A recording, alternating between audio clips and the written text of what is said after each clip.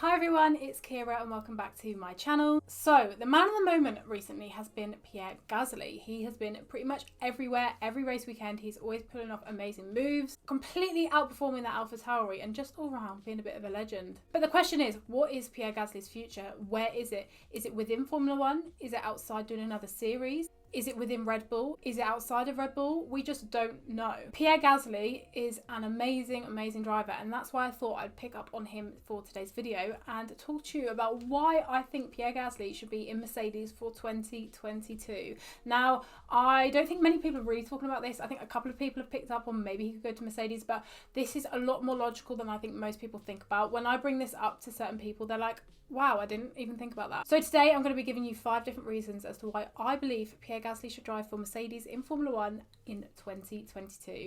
Before I get on into the video, if you do enjoy it, please give it a thumbs up and do not forget to subscribe down below. But yeah, let's just move on to my first reason. Okay, so the first reason is going back to 2016, and this is where Pierre GASLY won GP2. Now, we know how many amazing people have won GP2 before. Lewis Hamilton, Charles Leclerc, George Russell. Amazing people have won GP2 and came up into Formula One. So Pierre's main rival in GP2 that year was Antonio Giovinazzi. I think you say Giovinazzi. I started to get confused how to say his name, but I think it was Giovinazzi.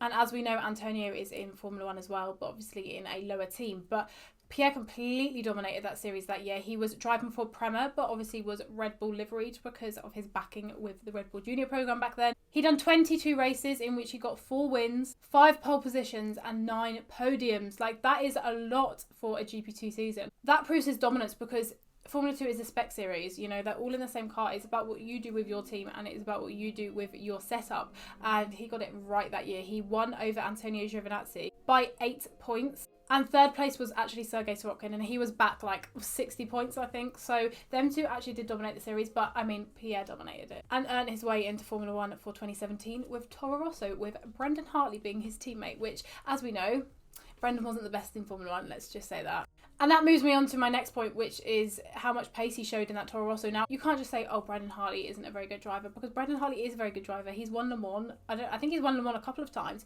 He's a very good endurance driver, so I can completely see why he got picked up for Formula One. But again, in 2017 and 2018, Pierre completely dominated Brendan. He was just so much better than him in every single time. Pierre had the edge. Pierre was doing overtakes that Brendan couldn't. He was always ahead of Brendan. There was just not much that Brendan can do. And I think a lot of that went very much under wraps. I find that a lot of Pierre's stats and a lot of the things that Pierre has done throughout his Formula One seasons have been completely under the radar. Like, we always talk about how Lewis Hamilton dominated Valtteri Bottas, how George Russell dominated Robert Kubica, but we don't talk about how Pierre GASLY has dominated every single teammate he has had, obviously bar the time at Red Bull. And bearing in mind, Pierre was like 5 years younger than Brendan, I think, so Brendan had had a lot more experience in racing, but yet for some reason he just was not able to perform. Now, the next point I want to make is probably one that not many people know about, and it is the fact that Mercedes actually do have a gap for him. Now, Mercedes aren't very much known for their driver program. They don't have many people in there. Like, you'll know about Ferrari, you'll know about Renaults, you'll know about Red Bulls, but you don't really know about Mercedes. And I can tell you exactly the reason why. That is because they are targeting younger drivers. If you look at their driver program, I think they've got about 4 drivers in there. They are targeting younger drivers. So there is going to be a gap between when Lewis and Valtteri move on to then when these drivers come up. And I completely get why Mercedes have done it. They're thinking about the long future, because if you look at Ferrari's situation now, how many drivers have they got in Formula 2 that are worthy of a Formula 1 seat this year? Like, way too many for the amount of seats that they actually have available. So I can see exactly why Mercedes are doing this. They are waiting for these drivers to come up. They have selected the ones that they think they're going to bring through, and they are going to nurture them to the top, and I completely get it. 2 of their juniors are still in karting. So when Valtteri Bottas inevitably moves over next year for George Russell, and say Lewis Hamilton has 1 or 2 years left, there is a gap there for Pierre GASLY, and I can completely see him going in there. Nobody's really thought about this. I don't know why, but I really think about the future of teams, and I think about what they're going to do in like 5-10 years time, and I think that's probably because I follow a lot of junior categories, so I kind of know who's coming up. But I can completely see where the gap is for Pierre GASLY. Ocon is no longer a Mercedes driver. Okay, yes, Toto is his manager, but he's no longer a Mercedes driver, and to be fair, I would probably rate Pierre GASLY over Esteban Ocon at this current time. I feel like Pierre is a better driver. So the timeline I can see happening is Valtteri is out at the end of 2021 with George Russell going in, and then when Lewis Hamilton moves over in the next couple of years, I can see Pierre Gasly taking that seat. And I know a lot of people are like, oh, maybe he could go up to Red Bull again. No, no, no, no, no, no, no. The answer is no. And then a lot of people are saying about him going to Renault. I don't think that's going to happen. A, because they've got a driver academy that they really need to start using, because they have some amazing, amazing talents there. And also because they have Esteban Ocon. And we know that Pierre and Esteban are not the best of friends. I think they're okay off the track if they're not talking about racing. But I think in terms of racing, they just do not get on. And I just think this would bring up really bad memories for them. And I don't think Esteban would be comfortable with it. I think Esteban would push for that not to happen. And it would just create a lot of animosity in Renault, which Renault do not need any more of. Now, the fourth point I'm going to make is his current form this year. Now, obviously, we need to talk about this year because it's very easy for me to sit back and talk about 2016 and how good he was in Formula 2, but we need to talk about now. We need to talk about how good he's doing now, because he's doing amazing against his teammate Danny Kvyat. Now, obviously, we know Danny Kvyat is an amazing driver. Danny Kvyat has been around for ages. He has got a lot of experience in Formula 1. He's got more than Pierre. He has been up and down in Red Bull I don't know how many times. So you think he may have the edge on him? But no. This year alone, Pierre Gasly has outqualified Danny Kvyat 7-1, completely dominated him in qualifying.